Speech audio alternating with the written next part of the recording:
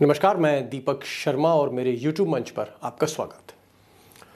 दोस्तों, आज कुछ तल्ख सवाल प्रधानमंत्री से या यूं कहूं गृह मंत्री से कि क्या देश के गृह मंत्री अमित शाह बताएंगे कि जिस भाजपा के बाहुबली सांसद को बचाया जा रहा है, क्या उस सांसद के रिश्ते डी कंपनी से थे? डी कंपनी मतलब दाऊद इब्राहिम। और क्या वो सांसद वाकई आज की तारीख में यूपी का एक बड़ा बाहुबली है और उसके हाथों पर खून के भी इल्जाम हैं, और क्या उसे बचाया जा रहा है? और मैं ये भी आज सवाल उठाऊंगा कि क्या देश की कई बेटियों की अस्मिता के साथ, उनकी इज्जत के साथ क्या वाकई खिलवाड़ हो रहा है? और बेटी बचाओ बेटी पढ़ाओ कहने वाले प्रधानमंत्री के होठ से ले हुए हैं, इस पर भी सवाल होगा। मेरे हाथ से एक हत्या हुई है। लोग जो कुछ भी कहें, मैंने एक हत्या की है। रविंदर को जिस आदमी ने मारा है, मैंने हाथ छोड़ा करके और उसको तुरंत राइफल से उसके पीठ पर रख करके मार दिया और मर गया।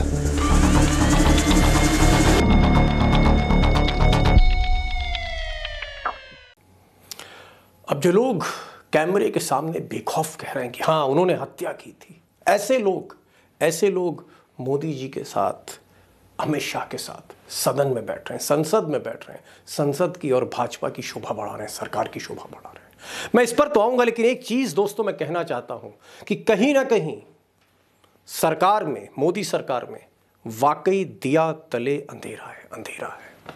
और ये इसलिए कह रहा हूं कि पिछले 2 दिनों से, 48 घंटों से इस देश के कुछ बड़े खिलाड़ी, ओलंपियंस, जिन्होंने ओलंपिक्स में मेडल जीता, देश के तिरंगे की शान बढ़ाई, देश का मान बढ़ाया, ऐसे लोग मोदी जी के घर से चंद किलोमीटर दूर दिल्ली में धरने पर बैठे। और उनके जो आरोप हैं, चाहे वो पुरुष खिलाड़ी हो या महिला खिलाड़ी हो, महिला पहलवान हो, इनके आरोप हैं कि इनके साथ शारीरिक शोषण किया हुआ है, इनके साथ हैरेसमेंट हुआ है। और ये हैरेसमेंट बीजेपी के सांसद, बीजेपी के बाहुबली उन्होंने किया है। लेकिन सरकार इससे हाथ खींचती हुई दिख रही है, सरकार पर्देदारी कर रही है। और सबसे चौंकाने वाली बात है कि ये जो महिला पहलवान हैं, जो ओलंपियंस हैं, चैंपियंस हैं, इन्होंने ये बात मोदी जी से भी चिट्ठी में कही, राष्ट्रपति से भी कही, फिर भी कोई सुनवाई नहीं। क्योंकि एक तरफ एक बाहुबली है जो भाजपा को लोकसभा में कई सीटें जिता के देता है। आज मैं उनके काले कारनामे खोलने जा रहा हूं, और बेखौफ खोलने जा रहा हूं, बिना किसी डर के खोलने जा रहा हूं।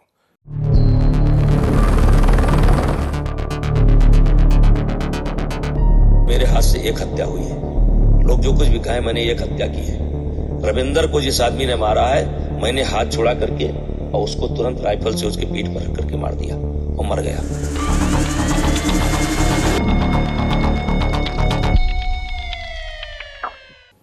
अब दोस्तों, मोदी जी और अमित शाह या फिर योगी जी, इनके चहेते रहे, बीजेपी के चहेते सांसद बाहुबली बृजभूषण शरण सिंह कहीं अपना प्राइवेट हेलीकॉप्टर में उड़ रहे हैं, तो कहीं गाड़ियों के काफिले से निकल रहे हैं, कहीं वो हीमैन की तरह घोड़े चला रहे हैं या घोड़े से वो खेल रहे हैं, और कहीं वो बेखौफ बोल रहे हैं, हत्या की बात कर रहे हैं। इनके कारनामों पर मैं आने जा रहा हूँ, और ये भी आपको बताऊंगा कि बृजभूषण जैसे कई बृजभूषण हैं भाजपा की छतरी के नीचे, जिनको समय समय पर बचाया जाता है, जिनके दाग छुपाए जाते हैं और दामन पे दिखने नहीं दिए जाते, उन पर तो मैं आऊँगा। लेकिन मैं चाहता हूँ कि कुछ दर्द जो इन खिलाड़ियों का है उसको भी साझा करूँ आपसे, और आपको भी सुनना चाहिए कि आखिर इस मुल्क में जो मेडल जीतते हैं ओलंपिक्स में, उनका क्या हाल है, सड़क पर बैठे हुए। अब ये जो साहब हैं, ये बजरंग पूनिया साहब हैं, बड़े नामी गिरामी पहलवान, और ये जो महिला पहलवान हैं विनेश फोगट हैं, 3 बार की कॉमनवेल्थ चैंपियन हैं।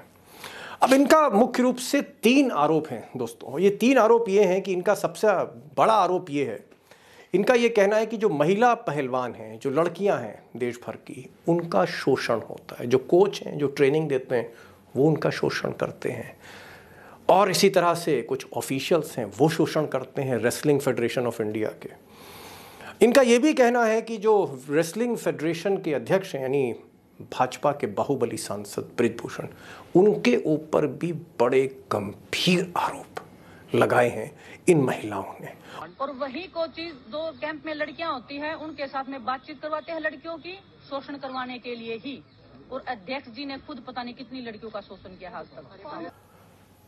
दोस्तों, अगर कैमरे पर इस देश में 3 बार की कॉमनवेल्थ चैंपियन अगर ऐसा बोल रही हैं कि लड़कियों के साथ शोषण हो रहा है, उनके साथ हैरेसमेंट हो रहा है, उनके साथ बदसलूकी की जा रही है, अब ये जो बात अगर कोई कैमरे पर आके कहे तो समझ लीजिए कि आखिर इंतहा क्या होगी। क्योंकि कोई भी लड़की, चाहे वो एथलीट हो, चाहे प्रोफेशनल हो, कैमरे पर नहीं आती। बड़ी हिम्मत करनी पड़ती है ये सब बताने के लिए।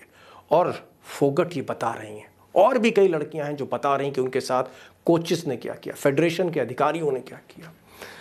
और सबसे बड़ा जो सवाल है इस पूरी कहानी में वो ये है कि विनेश फोगट हो, बजरंग पूनिया हो, ये लोग प्रधानमंत्री मोदी के यहाँ गए थे, पार्टी में गए थे, वहाँ पर इनकी बातचीत हुई थी और प्रधानमंत्री को इन्होंने एक चिट्ठी भी लिखी थी इसी सिलसिले में। और प्रधानमंत्री ने ये भी कहा था कि आप आइएगा, अपने मम्मी पापा को लेके आइएगा, मैं आपसे बात करूँगा आपकी मुश्किलों पर।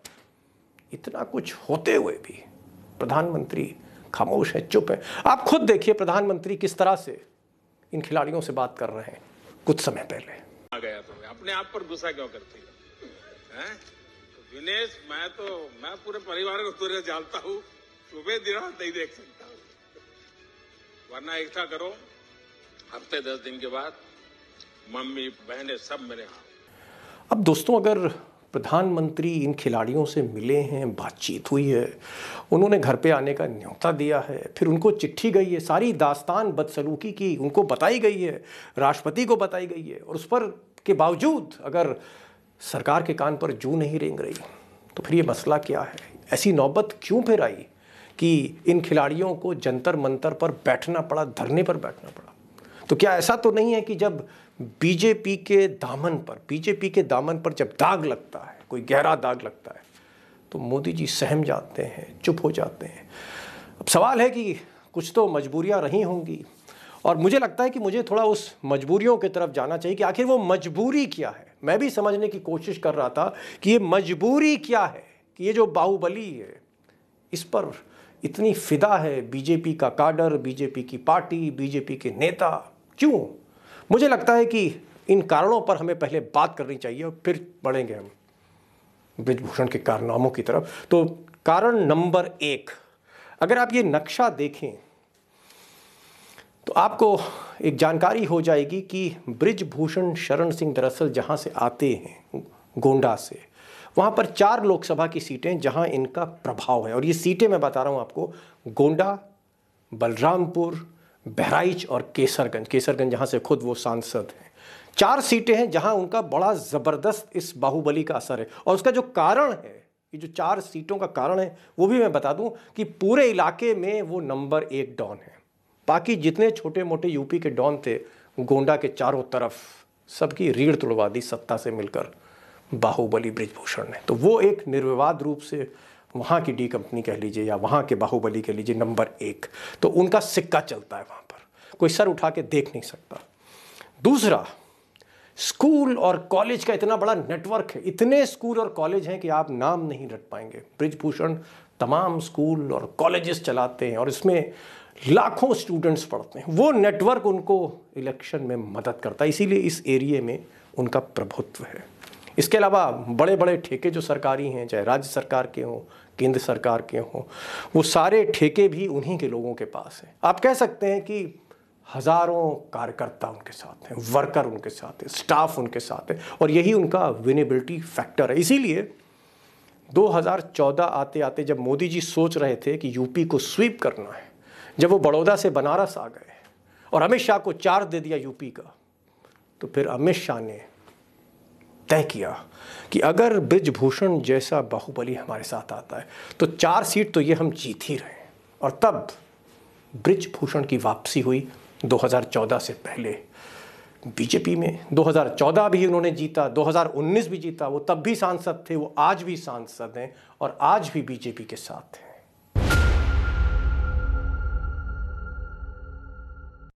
अब दोस्तों, इतने गंभीर चार्जेस हैं, इतने आप कह सकते हैं संगीन आरोप हैं कि देश की नेशनल इंटरनेशनल एथलीट्स, देश की चैंपियन पहलवान, उन्होंने आरोप लगा दिए कि उनके साथ शोषण, एक नहीं दो नहीं दर्जनों, और वो धरने पे बैठी हैं। अब सोचिए कि अगर कोई कांग्रेस का बाहुबली होता, या कोई समाजवादी पार्टी का एमपी होता, या बहुजन समाज पार्टी का एमपी होता, या तृणमूल का होता, तो एफआईआर भी हो गई होती, गिरफ्तारी भी हो गई होती, बुलडोजर भी चल गया होता। लेकिन क्योंकि बृजभूषण शरण सिंह चहेते हैं भाजपा के सांसद हैं, तो मेरी जो अंदर की खबर है वो ये है कि बीजेपी ये तो समझ रही है कि किरकिरी हुई है, दामन में दाग लग रहे हैं, टीवी पर भी आ रहा है, और कहीं ना कहीं सुगबुगाहट भी है, बदनामी हो रही है बेटी बचाओ बेटी पढ़ाओ के नारे की। अब सवाल है कि इसमें रास्ता क्या हो, अगर अरेस्ट करें तो दुविधा है। लिहाजा इस तरह की बात हो रही है कि बृजभूषण से कहा जा रहा है कि क्योंकि रेसलिंग फेडरेशन का जो अध्यक्ष पद है उसके 4-5 महीने बचे हैं, बेहतर होगा कि आप इस्तीफ़ा दे दीजिए और हम मामले को ठंडा कर देते हैं, और एक बार जब मामला ठंडा हो जाएगा, पब्लिक मेमोरी से दूर हो जाएगा, फिर आपको हम फिर से बचा लेंगे। तो फिलहाल जो कवायद हो रही वो ये हो रही कि बृजभूषण इस्तीफ़ा दें और ख़त्म करें। लेकिन सवाल इस बात का है कि जो संगीन आरोप है, क्या उस पर एफआईआर नहीं होनी चाहिए? क्या जेल नहीं जाना चाहिए? क्या जिस तरह के एलिगेशंस हैं, और ख़ासकर नेशनल और इंटरनेशनल एथलीट जिन्होंने देश का मान बढ़ाया है, क्या उनकी जांच सीबीआई को नहीं करनी चाहिए? क्या ईडी को नहीं जाना चाहिए?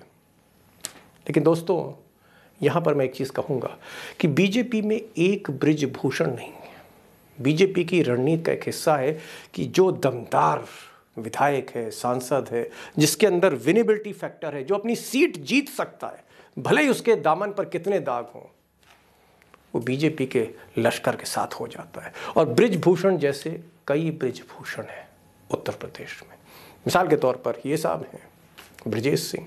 अब हैं तो ये बीजेपी में नहीं, लेकिन बीजेपी का सारा आप कह सकते हैं जो फौज फाटा है उन्हीं के साथ रहता है। इनको सिक्योरिटी भी मिली हुई है। ब्रजेश सिंह को बड़े माफिया रहे हैं। अब ये देखिए साहब, इनका नाम विनीत सिंह है। ये तो बाकायदा एमएलसी में भाजपा के प्रत्याशी थे। और विनीत सिंह का अगर आप लाव लश्कर देख लेंगे, 100 गाड़ी की काफिलों से चलते हैं।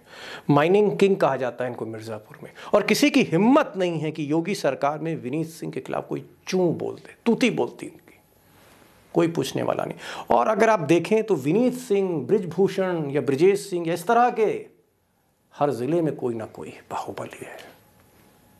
फिर मैं कहूँगा कि क्वेश्चन सिर्फ एक है कि बोले कौन, इन पर कार्रवाई कौन करे, और बाबा का बुलडोजर इन पर क्यों नहीं चलता? क्यों ये सरकार सेलेक्टिव है? अगर मुख्तार अंसारी हैं, किसी और पार्टी के हैं, भले ही विधायक हों, तो बुलडोजर चल जाता है। मुख्तार अंसारी के पूरे माफिया साम्राज्य की नींव हिला दी जाती है। लेकिन अगर उनका विपक्षी भाजपा में है या भाजपा समर्थित है, तो बुलडोजर वहाँ नहीं जाता। ये जो सेलेक्टिव कैंपेन है, अभियान है माफिया का, ये बताता है कि ये सरकार कहीं ना कहीं निष्पक्षता से दूर है। और इस पर योगी को भी जवाब देना चाहिए। इस पर अमित शाह को भी बताना चाहिए कि टेनी महाराज जैसे एक दागी, जिन पे दाग हैं, जिनके ऊपर मुकदमे हैं, जिनके बेटे ने किसानों पर जीप चला दी थी, वो क्यों केंद्रीय गृह राज्य मंत्री? इसका जवाब कभी अमित शाह ने नहीं दिया।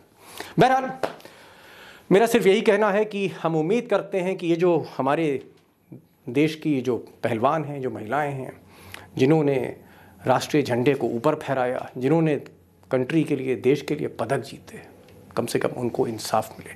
और सोचना ये होगा कि मोदी जी जो बेटी की तरह मानते हैं, चाहे वो अनीश फोगाट हों, चाहे साक्षी हों, चाहे और हों, चाहे बजरंग हों, क्या वाकई वो जिनको बच्चा कहते हैं, बेटी कहते हैं, बेटा कहते हैं, इनको इंसाफ देंगे? क्या राजनीति से ऊपर उठेंगे मोदी जी?